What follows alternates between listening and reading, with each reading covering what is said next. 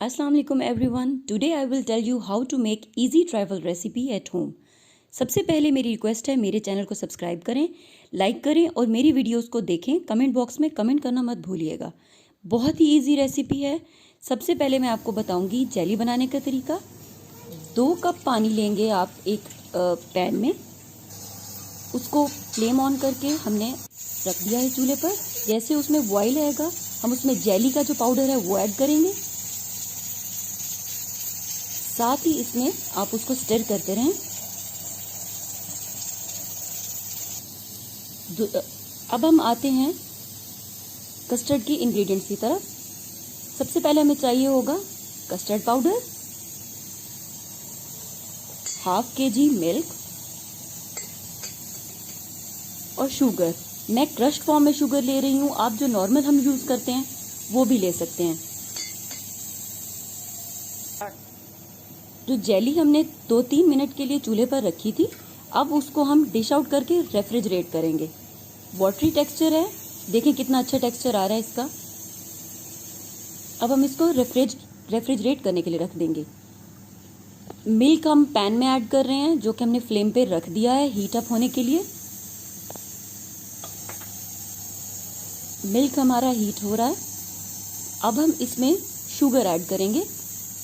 आप according to your test भी add कर सकते हैं, लेकिन मैं इस मिल्क में 4 टेबलस्पून शुगर ऐड करूंगी।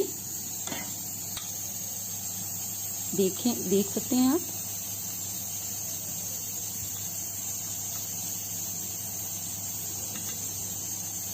इसको स्टर करें। थोड़ी देर के लिए बॉईल आने के लिए चूल्हे पर रख दें। इसमें हम इलायची भी ऐड करेंगे। मैं इसमें 4 ऐड कर रही हूँ।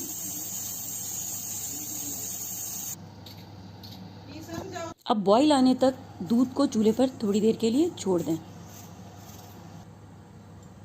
देखिए इसमें बॉईल आ रहा है और थोड़ा सा मिल्क हमने रख लिया था। जो कस्टर्ड पाउडर है उसके 5 टेबलस्पून हम इस 1 कप मिल्क में ऐड करेंगे।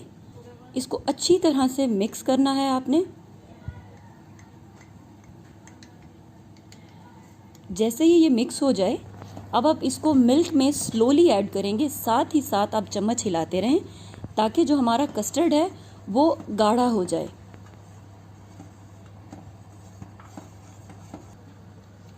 देखें कितना अच्छा कलर आ रहा है और इतनी अच्छी महक आ रही है इससे।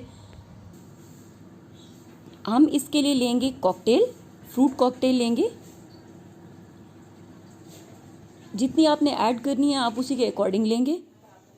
जेली हमारी जो हमने रेफ्रिजरेट करने के लिए रखी थी वो बिल्कुल रेडी हो गई है। इसका टेक्सचर देखें।